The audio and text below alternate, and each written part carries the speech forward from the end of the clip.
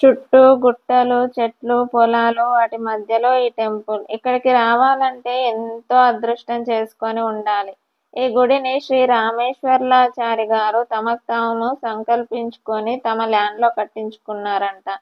ఇక్కడ ప్రతి ఒక్క దేవుడు మనకు దర్శనం ఇస్తాడు.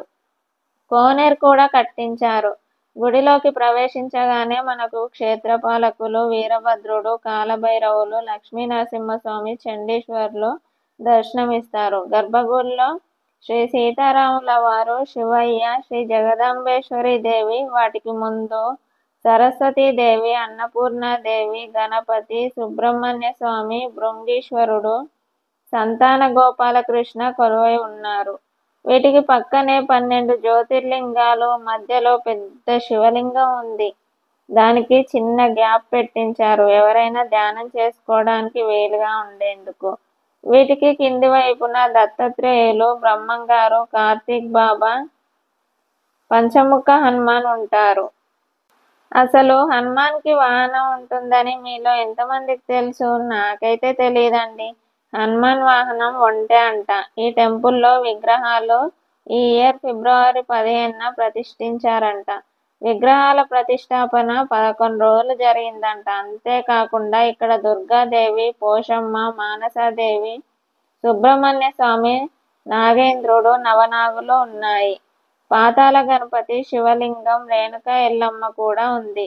ఈ టెంపుల్ మంచిర్యాల డిస్టిక్ డీమార్ట్కి దగ్గరలో ఉంది. ఈ అన్ని విగ్రహాలు కర్నూలులోని ఆళ్లగడ్డ దగ్గర చేపించారంట. మనం మన జీవన విధానంలో భాగంగా తెలుసో తెలియకో జీవరాశులకు హాని కలిగిస్తుంటాం కదా.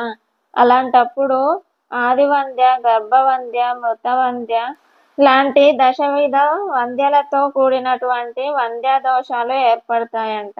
అందులో భాగంగానే కాలసర్ప దోషాలు కూడా ఏర్పడతాయంట.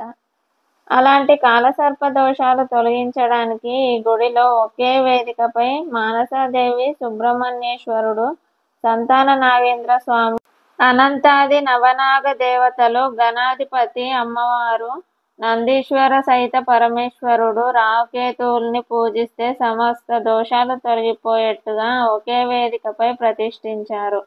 అనంతాది నవనాగ దేవతలు ఎక్కడా కనిపించని విధంగా ఈ గుడిలో ఉన్నాయి.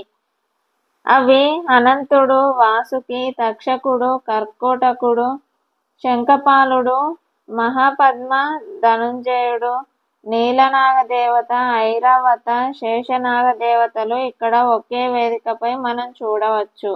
ఈ నవనాగులను పూజిస్తే సమస్త